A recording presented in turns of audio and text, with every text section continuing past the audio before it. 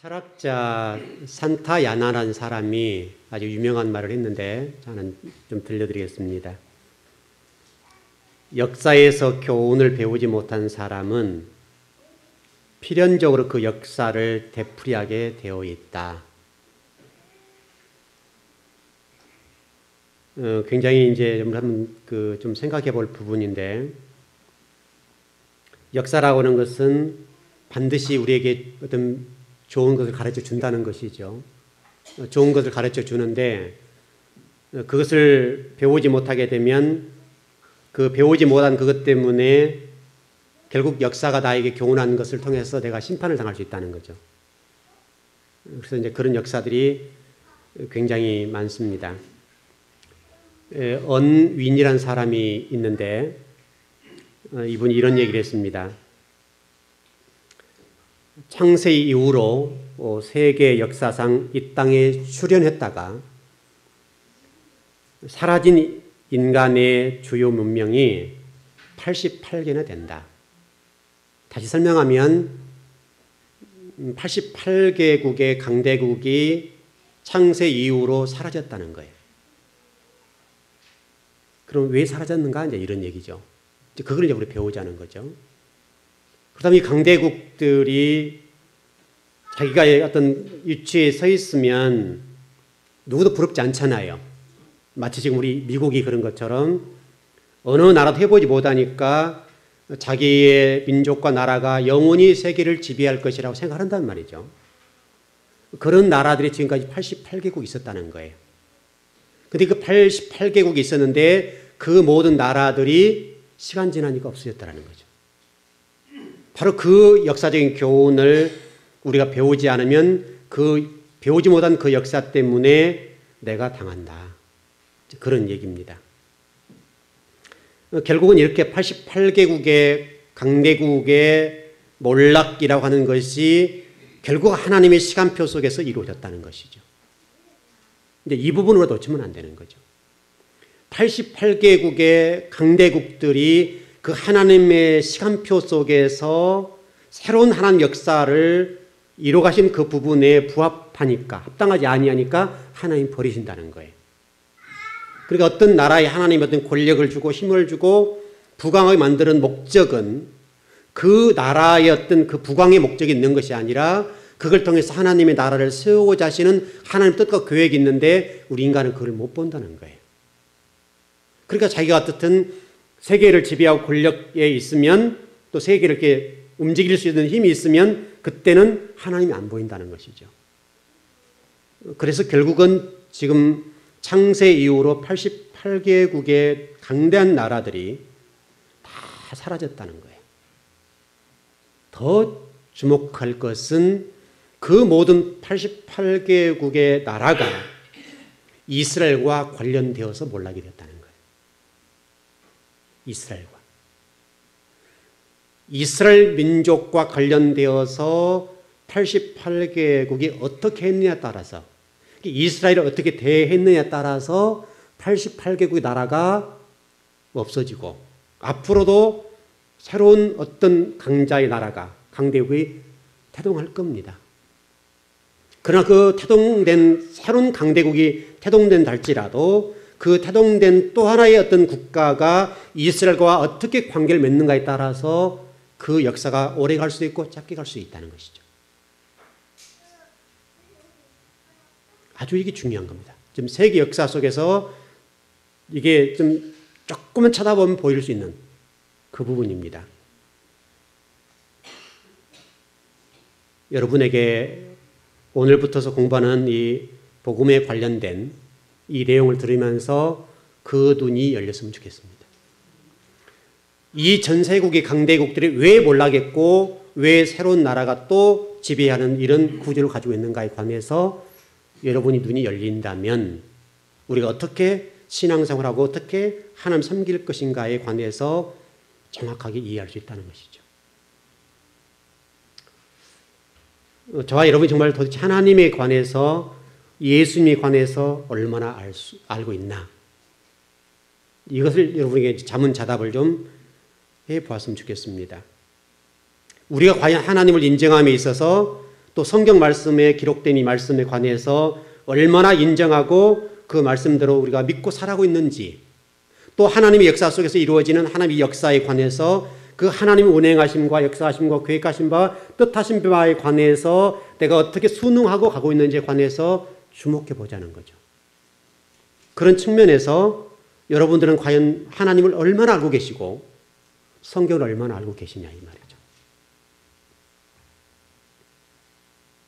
여러분 지금까지 예수님에 관해서 어떤 분으로 고백해 오셨나요? 우리 예수님 어떤 분이냐 이거죠. 그래서 오늘 여러분 본문을 잘 보십시오. 오늘 본문 보면 여러분이 그동안 보지 못했던 새로운 예수님을 소개하고 있습니다. 바로 이제 이 부분인데 우리가 예수님을 영접하기 전 상태의 얘기입니다. 예수님을 영접하기 전 상태의 표현인데 우리에게 어떻게 누구를 통해서 복음이 증거되었고 또 그 예수님은 누구인지에 관해서 오늘 본문은 명확하게 말씀하고 있습니다. 그래서 오늘 본문 보면 뭐라고 되는가 하면 예수님을 가리키를 유대인의 왕 이렇게 설명하고 있습니다. 유대인의 왕이라는 거예요. 유대인의 왕. 그래서 오늘 본문에 관해서 제가 새 번역 성경을 좀 읽어드리겠습니다. 헤롯 왕 때 예수께서 유대 베들레헴에서 나셨다. 그런데 동방으로부터 박사들이 예루살렘에 와서 말하기를 유대인의 왕으로 나신 이가 어디 계십니까? 우리가 동방에서 그의 별을 보고 그에게 경배하러 왔습니다. 자, 여러분 주목해 보십시오. 마태복음을 통해서 우리 하나님께서는 예수님을 어떻게 증언하고 있는가 하면 또 오늘 증언한 사람 누구입니까? 동방 박사들. 동방 박사들은 누구입니까? 이방인들. 이방인들이 오늘 예수님에 관해서 소개하는데 그 예수님에 관해서 동방 박사 이방인들이 예수를 뭐라고 얘기하는가 하면 유대인의 왕이다. 그럼 여러분들이 지금 그동안 알았던 예수님에 관련되어서 상당히 조금 혼선이 올 수 있습니다. 그럼 당시로 보면 지금부터 한 2000년 전에 예수님에 관련되어서 유대인뿐만 아니라 이방인들이 예수님을 어떻게 이해했는가 하면 유대인의 왕으로 이해했다는 거예요. 그만큼 이방인들에게까지 예수님이 어떤 분인가에 관해서 보편적인 고백이 되었다는 것이죠. 지금 우리가 지금 이 부분을 놓쳤지만은 이번에 오늘부터서 공부하는 이 복음과 관련된 부분에 관해서 그 다음 복음에 관해서 어떤 좁은 의미의 하나님의 나라와 또 진리 예수 그리스도로 좁혀져 있다면 이번에 여러분 말씀을 공부하면서 여러분의 그 성경에 관련된 또 하나님에 관련된 또 예수님에 관련된 이런 부분들이 좀 이렇게 넓혀졌으면 좋겠습니다. 초대교회도 마찬가지입니다. 이게 지금 역사적으로 좀 반복되어 오는데 초대교회 때도 유대인 크리스찬들이 고백했던 주님 또 하나님이 우리가 좀 달랐다는 거예요. 또 이게 거의 비슷하게 움직여가는데 유대 크리스찬들이 고백했던 예수님은 누구였냐면 자기들만의 왕이에요. 자기들만. 그걸 좀 설명하는 거예요. 성경이. 그러니까 유대인의 왕이라는 것이죠. 그러니까 이방인에게는 그 복음이 증거되면 안 된다고 생각했단 말이죠. 그래서 그 당시에 모든 보편적인 사람들이 예수님을 소개할 때 유대인의 왕이다. 그렇게 소개를 했다는 겁니다. 그 유대인에게 소개되던 그 예수 그리스도가 그들만의 주님으로 남아있었다는 거예요. 그래서 예루살렘에 그 유대인들만 자신들의 왕으로 모시고 구주와 주님으로 고백했다는 겁니다. 그런데 그 부분이 자신들만의 전유물이 했던 그 예수 그리스도가 하나님 마음을 잊지 못한 그 유대인을 통해서 갇힐 뻔한 거죠. 이렇게 갇혀버릴 수 있었다는 것이죠. 그때 예수님께서 예루살렘 성전을 흩으셔서 복음을 확장시켜 나가는 모습을 볼 수 있습니다.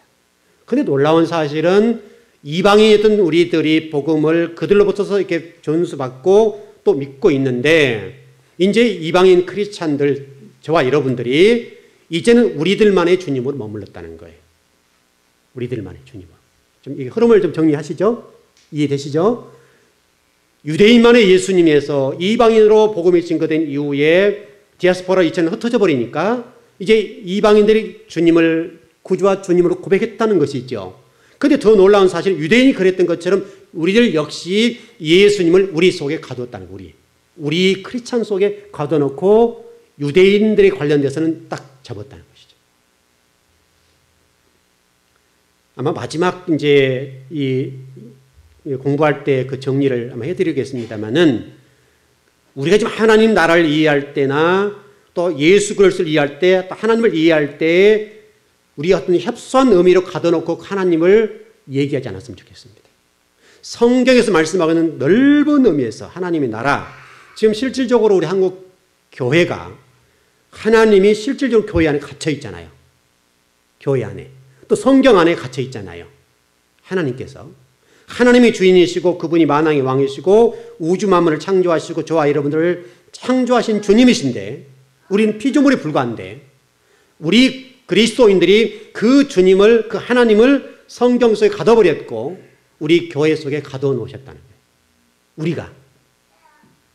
우리가 그분 안에 들어가서 그분이 말씀한 대로 살고 그 뜻과 경륜과 계획하신 바대로 우리 살아야 되는데 오히려 반대로 우리가 하나님을 우리의 어떤 틀 안에 집어넣어버렸다는 거예요. 또 교회 안에 집어넣어버리고. 그리고 이제 우리가 마음대로 그 하나님과 또 진리와 관점에서 또 예수 그리스도를 우리 마음대로 조정하고 이렇게 움직이는 역할을 한다는 것이죠.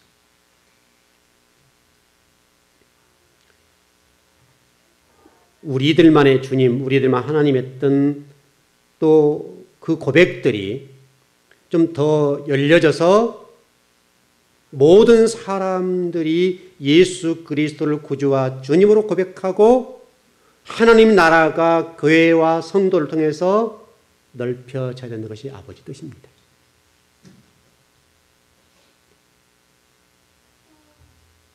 오늘 마태복음 2장 1절에서 2절은 그것을 우리에게 말씀해 주고 있습니다.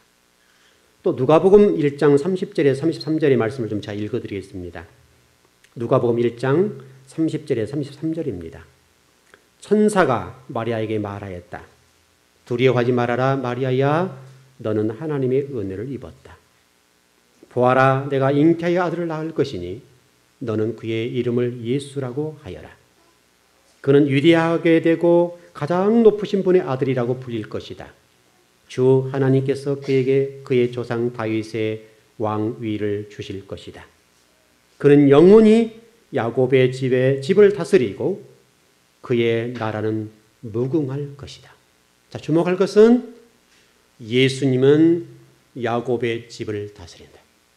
다시 설명하면 이스라엘의 왕이다. 그 얘기입니다. 이스라엘의 왕이고 유대인의 왕이다. 그렇게 말씀하고 있습니다. 자, 그래서 한 가지 좀 궁금하게 생각한 것은 우리 예수님께서는 앞으로 다시 오신다고 그랬잖아요. 조금 여러분들에게 좀 말씀드리겠습니다. 예수님께서는 어디로 오실까? 앞으로. 아주 첨예한 문제입니다. 한국 교회 안에서 앞으로 주님께서 다시 재림하신다 말씀하셨는데 우리 주님이 어디로 오실까? 그래서 신학자마다 목회자마다 얘기들이 다릅니다. 어떤 신학자는 이곳으로, 어떤 신학자는 저곳으로, 어떤 목회자는 이곳으로. 이렇게 되면 각자 다르단 말이죠. 근데 성경은 여기에 대해서 분명하게 설명합니다. 다시 오실 때는 분명하게 이스라엘로 오신다는 거예요. 예루살렘으로 오신다. 이건 분명한 사실입니다. 굉장히 중요합니다. 요한복음 19장 19절에서 21절의 말씀을 한번 보십시다. 한번 찾아보시죠. 요한복음 19장 19절에서 21절입니다.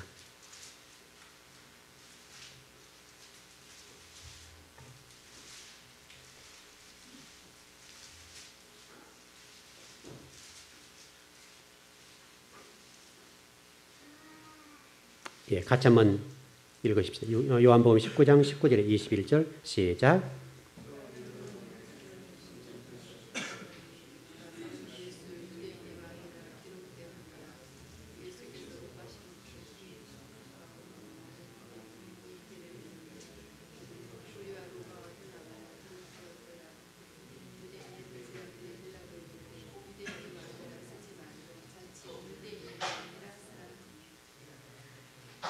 아멘. 이 요한복음에서 빌라도 죄패를 쓰는 내용이죠. 죄패를 쓰는 내용이죠. 죄패를 쓴 내용인데 뭐라고 썼습니까? 유대인의 왕. 오늘 지금 그쪽에 포인트를 공부하는 부분이니까. 그래서 지금 빌라도가 예수님께 묻습니다. 내가 유대인의 왕이냐라고 물었을 때 주님 뭐라 말씀하셨는가 하면 네 말이 옳도다. 빌라도가 재판하면서 물었습니다. 네가 유대인 왕이냐고 물을 때에 네가 이미 말했다는 거예요. 자, 여러분 지금 주님께서 십자가를 지기 직전이죠. 십자가를 지기 쉽게 설명하면 죽음 직전에 우리 주님 스스로도 나는 유대인의 왕이다. 그렇게 좀 고백하고 있다는 거예요. 제가 아까 모두에 설명을 드렸던 것처럼 88개의 강대국들이 사라지고 새로운 어떤 강자가 등장했던 이유들은 모두가 여기와 관련되어 있다는 거예요. 여기와. 여러분 예수님께서는 유대인의 왕으로 오셨는데 그 성장 과정도 동일합니다. 이 누가복음 2장 21절에서 24절의 말씀을 보면 예수는 철저하게 유대인으로 성장했습니다. 8일 만에 할례 받았습니다. 유대인의 결례에 따라 살았습니다. 1년에 3번씩 꼭 예루살렘 성전에 올라가셨습니다. 또 그의 부모 신앙이 대단히 좋아서 그 부모대로 부모의 신앙을 따라서 예수님의 신앙을 전수받았다는 사실입니다. 그 당시 모든 사람들 가운데에 많은 사람 1년에 3번씩 예루살렘 모여드는 것을 거부했습니다. 가까운 곳에서 좀 편리성을 추구한 거예요. 타협한 거죠. 예루살렘 가지 않냐고 회당에서 예배를 드리기 시작했다는 거예요. 왜냐하면 그때 당시에 짐승을 몰고 가는 그런 일이 있었기 때문에 또 먼 곳에 올라가기 때문에 사람이라는 시간이 지나니까 타협이 일어나잖아요. 그랬던 것처럼 그 당시도 그랬습니다. 그러나 예수님의 부모님은 1년에 3번씩 꼭 예루살렘 성전으로 올라가셨다는 거예요. 바로 그 신앙을 예수님이 그대로 전수받은 거예요. 다시 정리하면 예수님은 어렸을 때에 철저하게 유대인화되었다는 겁니다. 유대인 교육을 받고 자랐고 철저하게 유대인의 가정 안에서 그의 부모의 교육을 따라서 살았다는 사실을 우리가 잊으면 안 된다는 거예요. 그런 예로 좀 접근해 보면 이런 말씀이 있습니다. 마가복음 1장 21절에서 22절인데 제가 읽어드리겠습니다. 그들이 가버나움에 들어가니라. 예수께서 곧 안식일에 회당에 들어가 가르치시매 무사람이 그의 교훈에 놀라니 이는 그가 가르치시는 것이 권위 있는 자와 같고 서기관들과 같지 아니함일러라. 자, 설명을 드리면 뭐라고 됐는가 하면 우리 주님이 가버나움에 가셔서 안식일에 회당에서 뭐 하셨다고요? 성경을 가르쳤다. 성경을 가르치는 것이 모든 유대인들을 능가하고 선생들을 능가할 만큼 가르치니까 놀라는 장면입니다. 그만큼 우리 지금 주님께서 유대인의 교육에 관해서 참 잘 가르쳤다. 이런 표현입니다. 여러분 지금까지 우리 예수님에 대해서 어떻게 고백해 오셨나요?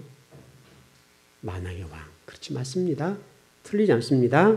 그러나 오늘 본문 속으로 들어가 보자면 우리가 그동안에 미쳐보지 못했던 예수님이 있다는 거예요.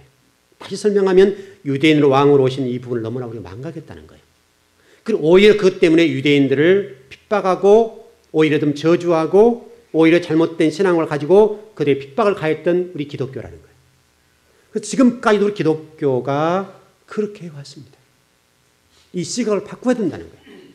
그동안에 우리 이스라엘에 관해서 유대인에 관해서 우리 기독교인이 너무나 핍박을 가하고 많은 사람 죽였습니다. 이거는 참여해야 될 문제입니다. 우리가 직접적으로 죽이지 않았지만 그동안에 우리 기독교의 선배들이 유대인들을 수없이 죽였습니다. 기본적으로 600만 명을 죽였고 그 외에도 수많은 사람들을 우리 기독교라는 이름을 가지고 죽였다는 거예요. 아마 여러분들은 오늘 본문의 말씀이 조금 어떻게 거부감이 있으신지 모르겠습니다. 아마 조금 거부감이 있겠죠. 그러나 이것은 제 얘기가 아니고 성경 얘기입니다. 성경에 그런 말씀하고 있습니다. 유대인으로 우리 주님이 오셨다. 더 주목할 것은 저와 여러분에게 지금 복음이 증거되기까지 수많은 사람들에 의해서 복음이 전수되어 왔는데 그 복음을 누가 전했는가 하면 유대인들이 우리에게 전해줬다는 거예요. 고맙게 생각했다는 거죠. 우리는 그동안에 유대인들을 미워하고 증오하고 이제 뭐 예수님을 십자가에 못 박은 뭐 놈들 이런 식으로 저주해 왔는데 실제로 그러지 않다는 거예요. 우리가 유대인들을 축복해 줄 이유는 저와 여러분들에게 복음을 증거하기 위해 수많은 사람이 죽었다는 거예요. 직접적으로 우리에게 복음이 온 것은 아니지만 유대인들에 의해서 이방인들의 복음이 증거되고 또 증거되고 또 증거되고 또 증거되어서 수많은 시간들을 통해서 저와 여러분에게까지 복음이 증거되었다는 거예요. 결국은 예수님이 유대인들을 통해 복음을 증거케 하셨고 그 복음이 나에게까지 온 거예요. 그러니 우리가 그 유대인들을 미워할 이유가 없다 이거죠. 그들의 수고와 그들의 십자가의 피 그걸 통해서 저와 여러분의 복음이 증거됐다는 이 사실을 잊지 말자. 더 새로운 걸 하나 좀 전해볼까요? 성경을 보니까 이런 말씀이 있어요. 성경 말씀에 이런 말씀이 있죠. 예수님께서는 율법을 완성하러 왔다. 다 아는 내용이죠. 더 놀라운 사실은 우리 주님께서 율법을 완성하러 오신 그분인데 그 주님께서 율법에 관해서 철저하게 준행했다는 거예요. 율법. 하나님 말씀 구약 성경에 관련되어서 우리 주님이 그 말씀들을 다 순종했다는 거예요. 완성자인데 하나님이신데 그분이 하나님 말씀에 관련되어서 율법을 준수하고 순종했다는 사실을 잊지 말자고. 그래서 많은 분들이 그런 얘기 하잖아요. 구약의 율법은 뭐 폐했다. 이런 얘기 많이 하거든요. 이제 뒷부분 좀 설명을 좀 드리겠습니다. 그런데요, 그러지 않습니다.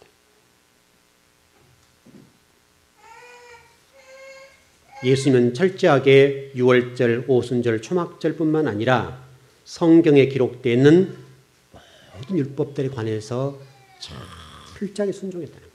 철저하게. 우리가 하나님 말씀 어떻게 대해야 될까에 관해서 말씀한 내용입니다.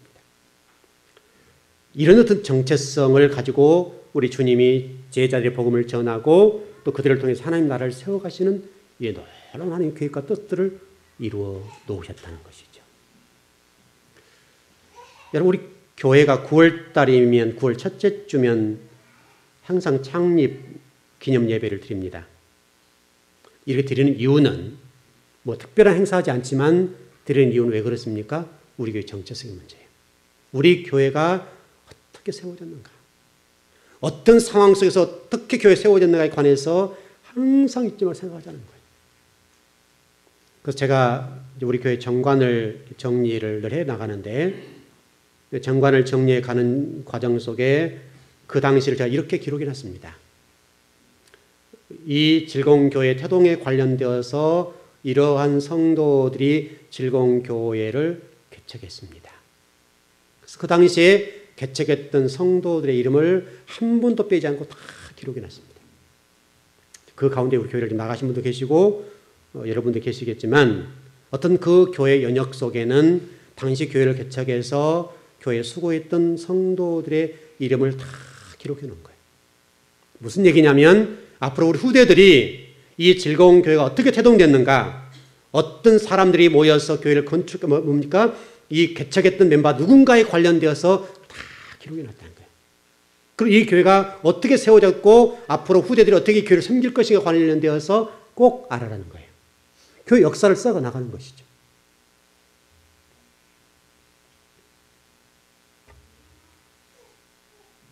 저와 여러분이 우리 즐거운 교회 이 교회를 지키는 문제, 또 유대인들도 마찬가지고 예수님 마찬가지 하나님 나라를 세워가는 과정들이 아주 이 정체성의 문제에서 중요하다는 것이죠. 전번 우리 계속해서 금요일, 수요일 이렇게 좀 말씀을 드렸습니다만은 디아스포라 유대인들이 2000년 동안 나라를 다시 세운다고 생각했던 사람과 민족은 이 지구상에 아무도 없었습니다. 그러나 지금은 전혀 다릅니다. 아마 여러분 전혀 생각하지 못했던 부분도 있을 것이고 오늘 처음 듣는 분들은 또 혹시라도 당황할 수 있는데 하나님께서는 지금 이스라엘을 각 나라의 디아스포라 흩어졌던 그 백성들을 모으고 계신 이런 시점에 있다는 거예요. 그만큼 하나님 나라가 여러분이 생각하는 것보다 훨씬 빠르게 와 있어요. 우리 주님이 다시 오실 그 시간이 내가 생각한 것보다 훨씬 빨리 와 있다는 거예요. 그걸 여러분 아시라요. 왜냐하면 예루살렘의 모든 이스라엘 백성들이 모여들고 하나님 나라의 확장이 이루어지게 되면 우리 주님 다시 오신다 말씀하시니까. 그럼에도 불구하고 우리는 별로 그게 관심 없을 겁니다. 그렇게 말씀을 전해도 우리 주님의 가까이 오심에 대해서 이렇게 마음에 잘 와닿지 않습니다. 실질적으로 이런 것 많은데, 예를 들어서 성경에 40이라는 숫자는 굉장히 중요한 40년, 이런 게 굉장히 중요하지 않습니까? 꼭 하나님께서는 역사를 이루어갈 때 40이라는 숫자를 통해서 많이 이루어가셨습니다. 여러분 쫙 정리되죠? 여러분 쉽게 설명, 광야 40년, 모세가 호렙산에 40일, 기억나시죠? 그런 일들뿐만 아니라 수많은 사건들이 사실과 관련되어 있습니다. 굉장히 많습니다. 그렇다면 여러분 성경을 한번 이렇게 쭉 좀 찾아보시면 아마 도움이 될 거고요. 그만큼 하나님이 구원사를 이루어가는 데 있어서 굉장히 중요하게 역사를 이루어가고 있다는 거예요. 예루살렘 성전이 무너진 것도 40년 만에. 여러분 주님이 30년에 예루살렘 성전이 무너질 걸 말씀하셨는데 AD 70년 무너졌죠. 다 이 관련돼 있다는 거예요. 굉장히 중요합니다. 마태복음 15장 21절 24절 말씀을 제가 좀 읽어드리겠습니다. 이제 중요한 부분이니까 좀 접근해 보십시다. 한번 찾아봅시다. 그냥 여러분 같이 한번 읽어봅시다. 마태복음 15장 우리 주님이 어떻게 지금 일을 하셨는가 보자는 거예요.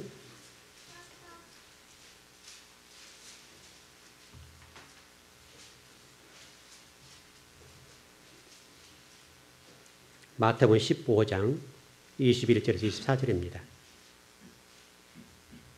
예, 같이 한번 읽어볼까요? 시작. 예수께서 거기서 나가사 두로와 시돈 지방으로 들어가시니 가난 여자 하나가 그 지경에 나와서 소리질러 이르되 주의 다윗의 자손이여 나를 불쌍히 여기소서 내 딸이 흉악하게 귀신 들렸나이다 하되 예수는 한 말씀도 대답하지 아니하시니 제자리 와서 청하여 말하되 그 여자가 우리 뒤에서 소리를 지르오니 그를 보내소서. 예수께서 대답하여 이르시되 나는 이스라엘 집에 잃어버린 양 외에는 다른 데로 보내심을 받지 아니하였노라 하시니. 좀 당황한 말씀이죠. 우리 주님은 모든 사람들을 다 구원해 주시고 다 치료해 주시고 모든 것을 들어주시는 주님으로 이해하고 있잖아요. 그런데 오늘 본문은 전혀 색다른 말씀이에요. 오늘 본문의 말씀에 두로와 시돈 지방에 온 가난 여인의 그 간청에 관해서 우리 주님이 매몰차게 말씀하고 있다는 거예요. 뭐라 말씀하신가 하면 나는 이스라엘 집에 잃어버린 양 외에는 다른 데로 보내심을 받지 않았다. 예수님인데 예수님이 지금 두로와 시돈 지방에 있는 가나안 여인, 이방 여인이죠. 이방 여인을 대하는데 태도가 다르다는 거죠. 나는 너에게 보림을 받지 않았다. 굉장히 중요한 부분입니다. 흉악한 귀신이 지금 그 딸에 들어갔는데 그것을 쫓아달라고 얘기했을 때에 우리 주님께서 우리의 생각과 정반대 입장을 취하셨다는 거예요. 적어도 예수님이 하나님의 어떤 독생자시고 우리 주님이고 구주신데 그 구주와 주님 되신 그분께서 가나안 여인의 딸 속에 들어간 귀신을 쫓아내지 않았다. 그러시면서 우리의 충격적인 얘기를 하십니다. 나는 이스라엘 집에 잃어버린 양 외에는 그 외에 오지 않았다. 다시 설명하면 이방인 너에게는 상관없다 이 말이잖아요.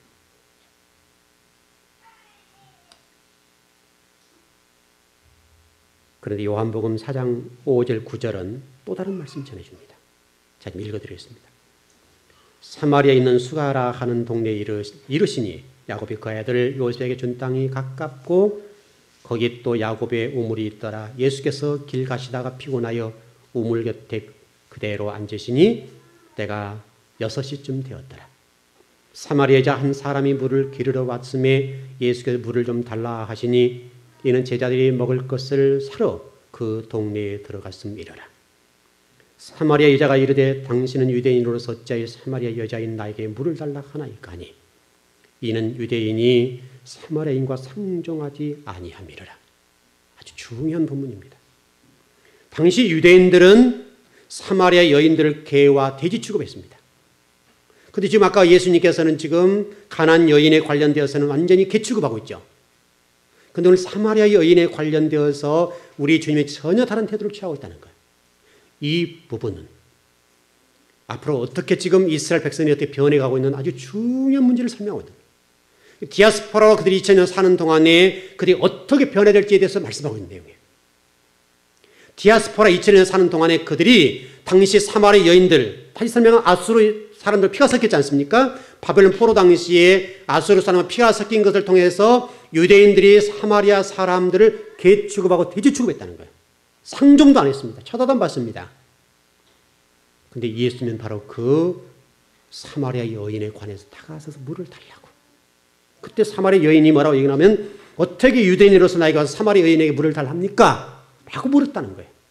그때 주님께서 천년 동안 우리 생각과 다른 모습을 보여주고 있는데 이 모습은 바로 디아스포라 2000년 산 이후에 유대인들이 사마리아인들을 보는 시각이 완전히 달라졌다는 사실을 볼 수 있을 거예요.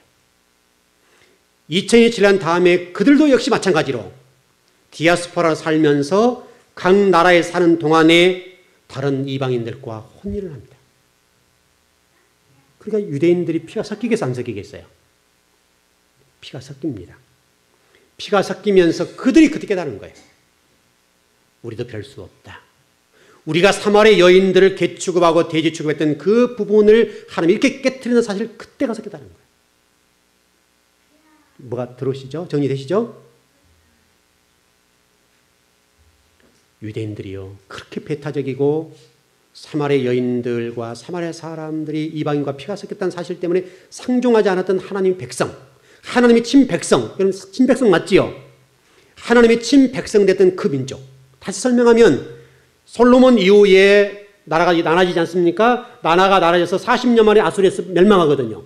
그 멸망하는 과정 속에서 바벨론 피가 섞이게 되고 아수르의 피가 섞여서 유대인들에 의해서는 아주 배척당하는 민족이 됐어요. 근데 원래는 여기가 하나님 백성이 아니에요. 하나님 백성이죠. 하나님 백성인데 다만 아수르의 피가 섞였다는 사실 때문에 하나님 백성을 멀리했다는 거예요. 그것을 회복하는 시간이 2000년이 걸렸습니다. 하나님이 여전히 그들의 피가 섞였지만 한 번 선택한 이스라엘 백성에 관련되어서는 끝까지 책임져 주시는 주님의 모습을 보여주고 있습니다. 비록 유대인들이 그 사마리아 여인들과 사마리아 사람들을 개 취급하고 돼지 취급했지만 하나님은 달랐다는 거예요. 왜냐하면 하나님 자녀니까. 여러분도 똑같을 겁니다. 우리 살다 보면 때로 죄도 지을 수 있고 때로는 곁길로 갈 수 있습니다. 또 돌아올 수도 있습니다. 멀리 또 돌아올 수 있고 주님을 떠날 수도 있습니다. 그러나 하나님이 한번 선택하시면 포기하지 않으신다는 거예요. 여러분이 때로는 주님과 멀리하고 주님의 뜻과 계획과 어긋나게 인생을 살 수도 있고 주님과 관계없이 살 수도 있습니다. 그러나 우리 예수 그리스도를 통해서 구주와 주님으로 고백했다면 비록 나는 떠난다 할지라도 우리 주님은 지금 이 시간도 여러분이 주님께 돌아오기를 기다리고 있다는 거예요. 오늘 이 시간 여기 나와 예배드리는 여러분들 가운데 혹시라도 내가 믿음이 좀 멀리 떠나갔고 좀 많이 떠났던 분들이 있다면 주님은 지금도 여러분 때문에 잠 못 이루고 돌아오기를 기다리시는 주님이라는 거예요. 그것을 2000년을 통해서 말씀하시는 거예요. 디아스포라 2000년 동안에 그 유대인을 통해서 그들 깨닫도록 하셨다는 거예요. 물론 그 과정 속에 저와 여러분의 복음을 증거하기 위해서 그랬죠. 각 나라에 퍼져서 복음을 증거하기 위한 하나님 놀라운 구원사가 있지만은 또 사마리아 여인을 대했던 사마리아인들을 대했던 그 유대인들의 잘못된 편견에 관해서 깨뜨리는 시간이 2000년이 걸렸다는 거예요. 다시 설명 저와 여러분의 사고와 의식구조가 변하기가 이렇게 힘들다는 거예요. 잘못된 신앙관, 잘못된 성경관을 가지게 되면 이렇게 많은 어려움을 겪을 수 있다는 사실을 우리에게 지금 보여주고 있습니다. 마가복음 7장 25절에서 29절의 말씀 보면 거의 비슷한 말씀이 또 나와 있습니다. 그 여자가 헬라인이요 스로보니게의 족속인데 그 딸에도 귀신이 달린 사건이 있었습니다. 그래서 그 여인이 예수님에게 이 어떤 그 귀신을 쫓아달라고 간청하는 장면이 나와 있습니다. 그때 우리 주님이 아까 말씀드렸던 그 부분처럼 똑같이 그 여인의 간청에 관해서 괴축을 하고 있다는 거예요.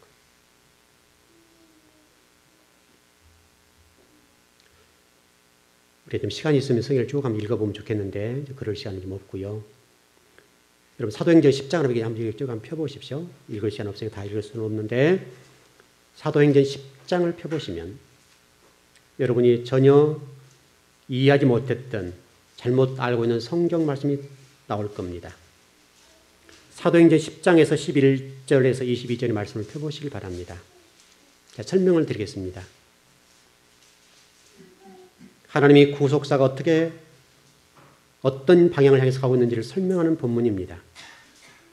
사도행전 10장에서 11장 22절의 말씀은 그동안 한국 교회에서 좀 왜곡되게 전해진 말씀입니다. 그럼 무슨 말씀입니까? 보자기죠. 환상이죠. 베드로가 보자기 환상을 본 사건입니다. 세 번 보자기를 보는 사건인데 이 보자기가 짐승 문제지요. 짐승 문제가 나와 있는데 네 발 가진 짐승과 기른 짐승에 관련되어 설명하면서 그동안 여러분 배웠던 또 혹시나 알고 있는 내용이 뭔가 하면 음식 문제입니다. 음식 문제. 우리가 그렇게 이해했습니다. 그래서 신약 시대에는 예수님 십자가상에서 모든 음식에 관련돼서 십자가 다 율법을 폐했으니까 아무 음식이나 먹어도 된다. 그렇게 이해하고 있나요? 그럼 어떻게 이해하시나요? 혹시 그렇게 이해하시는 분 계시나요? 다 그렇게 배우지 않았나요? 안 그랬나요? 안 그랬다면 다행이고요. 그동안 한국 교회가 이 본문을 가지고 어떻게 가르쳤는가 하면 이제 아무거나 잡아먹어도 된다.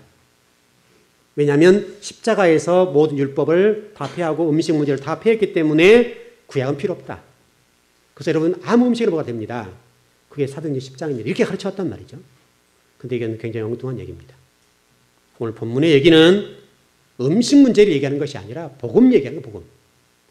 이방인들을 개취급했잖아요. 짐승 봤잖아요. 짐승처럼 생각했던 건데 바로 그런 얘기입니다. 그런 얘기를 베드로를 통해서 환상을 깨닫게 하시는 거예요. 알게 하시는 거예요. 베드로가 순종하지 않는단 말이죠. 세 번에 걸쳐 계속해서 베드로에게 말하는 거예요. 바로 누구에게 가라는 거예요? 고넬료에 가라고. 이방인 고넬료 가라는 거예요. 그게 못 가겠다는 거잖아요. 못 가겠다. 이 내용은 유대인 크리스찬들의 복음이 이방인들에게 선교 사역이 갑자기 바뀌어지는 하나님의 놀라우신 은혜가 담긴 말씀이에요. 저와 여러분에게 복음이 증거되는데 아주 디딤돌이었던 말씀이에요. 유대인들에게 한정되었던 이 복음이 사도행전 10장을 통해 하나님의 구원사가 쫙 열리는 거예요. 다시 설명하면 출애굽기로 넘어가야 됩니다. 출애굽기 19장 3절 이하 6절의 말씀은 어떤 말씀이 있습니까? 이스라엘 백성의 유대인들을 이스라엘 선택하시면서 너희들이 세상의 모든 제사장이 되리라. 모든 민족이 그런 말씀이 있죠. 다시 설명하면 이스라엘 백성들을 통해서 하나님께서는 어떤 일을 하고 싶어 하셨는가 하면 전 세계 복음을 증거하고 싶었다는 거예요. 그게 한번 생각이에요. 근데 이스라엘 사람들이 복음을 전했습니까? 안 전했습니까? 안 전했어요. 자기들만 선민, 선택받은 백성을 생각했다 이 말이죠. 복음을 가둬버린 거죠. 이 복음이 사도행전 10장에 넘어와서 3,500년 만에 펴지는 거예요. 우리 잘못된 신앙관이 하나님의 구원사와 하나님의 교회가 뜻을 이루는 일에 이렇게 걸림돌이 됐다 이 말이죠. 3,500년 동안 복음이 갇혔던 것이 사도행전 10장에 와서 베드로를 통해서 확 열리는 거예요. 여러분 생각해 보십시오. 이때까지 하나님의 속이 얼마나 탔을까? 이 유대인들과 이스라엘 사람들이 복음을 증거하지 않아서 예수를 영접하지 못하고 하나님을 알지 못하고 죽었던 수많은 사람이 있잖아요. 결국 이 문제는 누구 잘못이에요? 우리 사람들 잘못이잖아요. 하나님의 생각과 다르게 이스라엘 사람의 복음을 가둬버리고 자기들만 선미됐다는 그 사실에 취해서 살기 때문에 그로 인해 복음이 증거되지 않으므로 수많은 사람들이 지옥 가는 일이 벌어졌다는 거예요. 이 문제가 사도행전 10장에서 하나님이 강권적 역사를 통해서 베드로에게 환상을 보여주시고 보자기 환상을 통해서 복음을 열으라고 고넬료 집에 가서 복음을 전하라는 거예요. 그래서 여러분 고넬료가 예수 믿었어 안 믿었어요? 믿었습니다.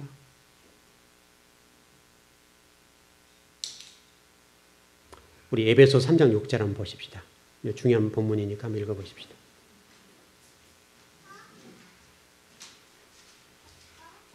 에베소서 3장 6절입니다.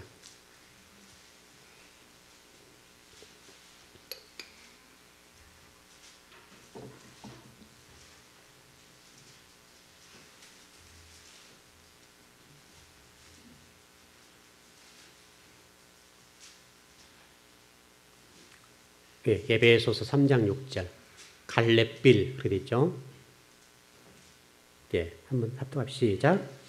이는 유방인들이 복음으로 말미암아 그리스도 예수 안에서 함께 상속자가 되고 함께 지체가 되고 함께 약속에 참여하는 자가 됨이라.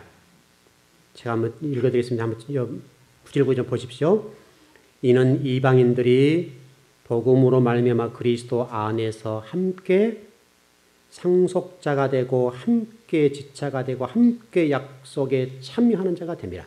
함께라는 말이 반복되죠? 그러면 여러분 유대인들이 예수 그리스도를 통해서 회복돼야 된다는 말이에요? 우리만 믿어야 된다는 얘기예요? 함께.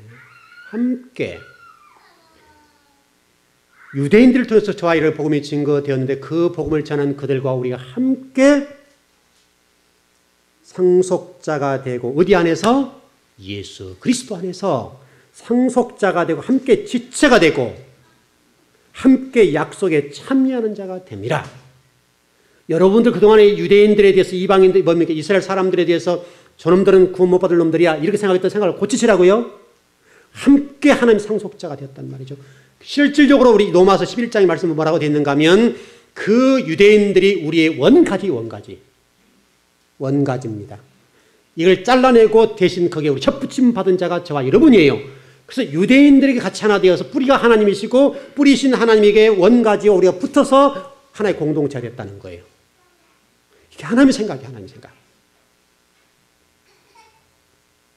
우리가 그동안에 편협하게 생각했고 그동안에 말씀을 잘 몰라서 이것은 이제 우리 주의 종들의 잘못이라고 생각합니다. 주의 종들이 성경을 바르게 알지 못해서 여러분 속에 그런 생각이 있을 겁니다. 오늘 저와 여러분 예배를 드리면서 그놈들은 죽일 놈들이다. 예수님 십자가에 못 박았으니 당연히 지옥 가야 돼. 이렇게 생각하지 말자 이거죠. 실질적으로는 유대인들이 십자가를 못 박지 않았어요. 넘겨준 자가 되었고 합작품이에요. 유대인들만 예수님을 십자가에 내놓지 않았다는 거. 바꾸셔야 돼요. 함께 하나님의 상속자가 하나님의 상속자가 된 그들과 함께 지체가 되고 함께 약속에 참여하는 자가 되는 것이 아버지의 생각이란 말이죠. 그게 하나님 나라예요. 하나님 나라. 나만 아니라 내 교회. 나만 아니라 우주적인 입장에서 이스라엘과 전 세계가 하나의 공동체가 되어서 하나님의 교회가 뜻을 이루고 하나님의 나라를 세워가는 것이 아버지의 뜻이다. 좀 정리하십시다. 분명한 사실은 창세기 12장 1절에 3절 말씀 보면 이런 말씀 있죠. 아브라함아 너 이거 떠나. 이제 가나안 땅 가라는 말씀이죠. 떠나는데 내가 너에게 이렇게 복을 줄 거다. 네가 히브리인으로 살아가는 동안에 내가 너와 함께 할 것이고 너를 축복하는 자에게 내가 축복할 것이고 내가 너를 저주하는 자에게 내가 저주할 거야. 그럼 이런 모두의 말씀드렸던 말씀 정리되죠? 왜 88개국의 강대국들이 사라졌는가에 관해서 설명되지요? 그럼 저와 여러분들이 어떻게 살아야 될 것인지를 알 수 있지요? 여러분이 하나님의 선택받은 원가진 그들을 무시하고 조롱하고 핍박하겠고 그들은 당연하게 저주받을 백성이라 생각했던 그 생각은 하나님의 생각이 아니라는 거예요. 이제 이후로 나만 구원받아도 된다고 하는 이 편협한 생각을 버리고 나만 구원받았으니 다른 사람은 지옥가 된다는 생각을 버리고 우주적인 입장에서 죽어가는 그 영혼 한 영혼 한 영을 바라보면서 안타까운 심정으로 우리가 하나님의 복음을 증거하고 죽어가는 그 영혼들 위해서 우리 주님이 얼마나 가슴 아파하시고 복음이 지체됨으로 수많은 사람이 지옥관을 바라보시고 가슴을 아파하시는 그 주님의 심정을 헤아리고 복음을 증거하자.